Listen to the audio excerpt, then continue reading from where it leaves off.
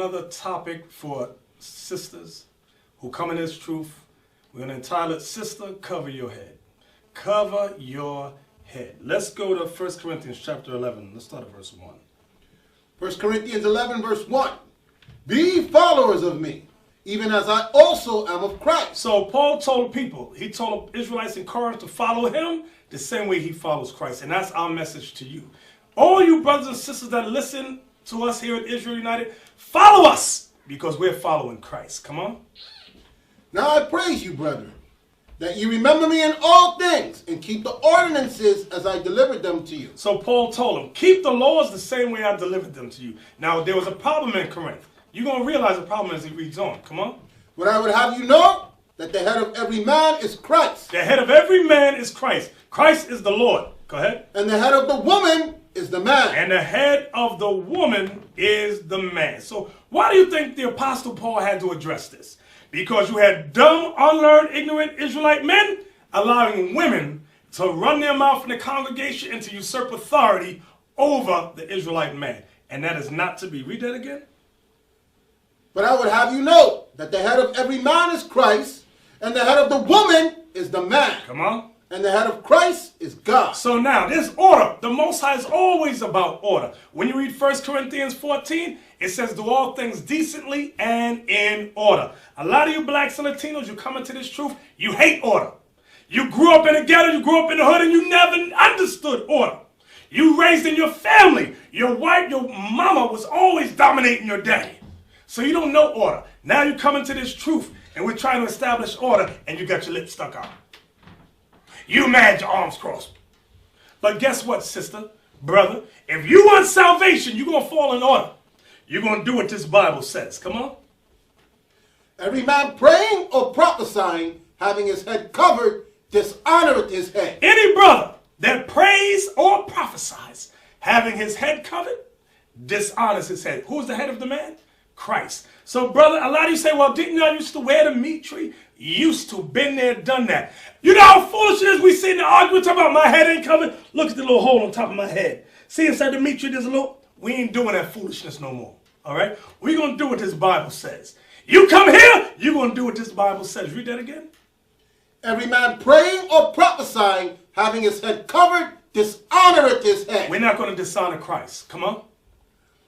But every woman that prayeth or prophesieth with her head uncovered, dishonoreth her head. Any sister that prays or prophesies, having her head uncovered, dishonors her head. Who's the head of the woman? The man. So, sister, guess what in the Bible? There's no such thing as 50-50. There's no such thing as women being equal with man. Here's one example of the proof. Read that again. But every woman that prayeth or prophesied with her head uncovered, dishonoreth her head. Come on. For that is even all one as if she were shaven. You know what? You got dumb, wicked Christian, black, Latin women that say, my long hair is my head covering. Oh, your long hair is your head covering? Read that verse again. Read the verse above it. Didn't read it. But every woman that prayeth or prophesied with her head uncovered, having her head uncovered, dishonoreth her head. Come on. For that is even all one as if she were shaven. That's as if she was shaven, meaning bald-headed. So guess what? The hair is not the head covering that Paul's talking about. Come on.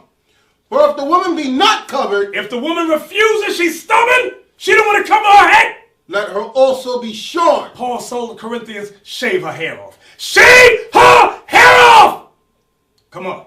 But if it be a shame for a woman to be shorn or shaven, let her be covered. But if it's a shame for a woman to be bald-headed with no hair, it's a let her be covered. Let that sister cover her head. And this goes first and foremost to you Americanized black and Latin women. You want to say you're born again, washed in the blood of the Lamb? You ain't washed in nothing but the evil and filth of America. The lies of America.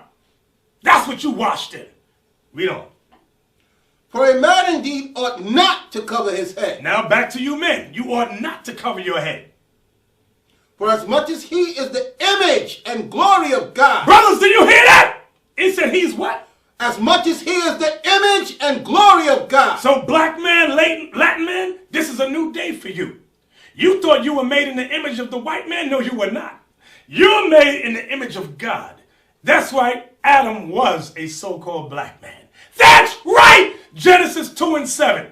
Okay, so now, man, brother, you're made in the image of God. And a lot of you women go, Christian women, I'm made in the image of God. No, you're not, black woman, Latin woman. Shut your mouth. You're not, man, you're going to stop the blaspheming, all right? You black and Latin women with big mouths talking about in a Christian church, you in the image of God? No, you're not. Read that again. A man indeed ought not to cover his head, for as much as he is the image and glory of God. Come on. But the woman is the glory of the man. But the woman what? The woman is the glory of the man. The woman what? The woman is the glory of the man. You black and Latin women hear that? You are the glory of man. That's whose image you in. You women are not in the image of God. You're going to stop that blasphemy that always comes out your mouth. Every church, you got black women talking about they're in the image of God. No, you're not. The Bible says you're the glory of man. You, sister, came from that man that you ate. That's right, that black man. Read on. For the man is not of the woman. The man is not of the woman. Man did not come from woman in the beginning. But the woman of the man. But all you sisters, you came from man. That's right, Eve came from man and not the other way around. Come on. Neither was the man created for the woman. Now, brothers, I need you to listen to this part real good. Because a lot of you got that Keith Sweat, baby face mentality. Read that again. Neither was the man created for the woman. The man was not created for the woman. Anything she say, brother, you doing it. She goes, shut up, sit down, sit over there, go over there. Yes, dear. Yes, dear. Can I go to camp, dear? No, shut up, sit down. Yes, dear. You brothers like that, the Lord can't use you. You're not born again either. Okay, read it again. Neither was the man created for the woman, but the woman for the man. The woman was created for the man. Read that again. Neither was the man created for the woman, but the woman for the man. You sisters that claim to be born again, you understand what that's saying? Your purpose, your goal, God created you to serve your man. And a lot of you despise that. You know why you hate that? Because you've been Americanized in slavery. It all goes back to Willie Lynch. The white man has taught me that I am equal to the black man, huh? The black man ain't no good. I am over the black man. He ain't nothing. He ain't nothing. And you grow up with that lying, false, evil mentality, and it causes dysfunction, divorce, separation in your homes. And some of you are too stupid to realize that you have destroyed your own families because of that. And the man said, I'm not going to church.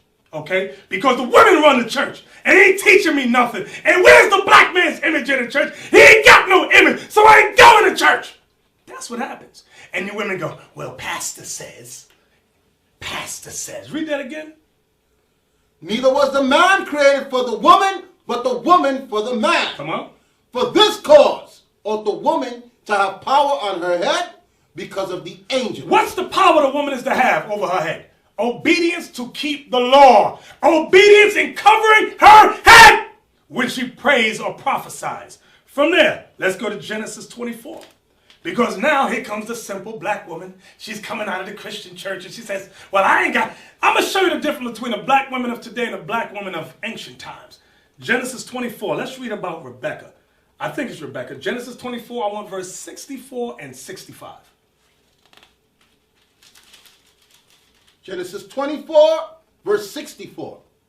And Rebekah lifted up her eyes, and when she saw Isaac, she lighted off the camel. She got off the camel. For she said unto the servant, what man is this that walketh in the field to What meet us? man is this that walketh in the field to meet us? And the servant had said, it is my master. Therefore she took a veil and covered herself. You see that? She took a veil and covered herself. The ancient women, our foremothers, they always honored and respected the men of Israel. But today, you black women don't follow the examples of your foremothers. Whatever the so-called white woman does in America, that's the example you want to follow. From there, let's get another one. Let's go to Numbers chapter 5 about judgment. Numbers chapter 5 and verse 18. Numbers chapter 5, verse 18. And the priest shall set the woman before the Lord, and uncover the woman's head. And what? And uncover the woman's head. Because when she went in the Lord, before the Lord, her head was covered. That was, see, a lot of you think Paul made stuff up. Oh, that's just Paul. Paul's a liar. A lot of you so simple. Paul, everything Paul said he got from the Old Testament. So when he told a woman to cover her head, it's from the law. Read that again. And the priest shall set the woman before the Lord and uncover the woman's head. So the woman had to uncover her head in terms of judgment, because now she was about to deal with judgment. All right, from there, let's go to the Apocrypha. Let's go to the book of Judith. Let's look at another of our foremothers. Judith chapter 10 and verse 3. Judith chapter 10 verse 3.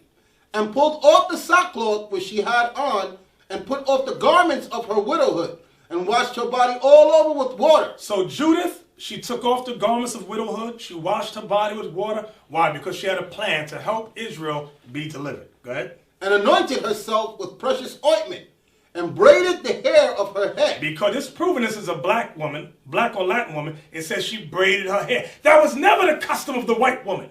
Come on. And put on a tire upon it. And put on a tire upon it, meaning a head wrap. Okay? That's how they dressed. Was that it? Yep. So that shows you that our foremothers always covered their heads, brothers and sisters.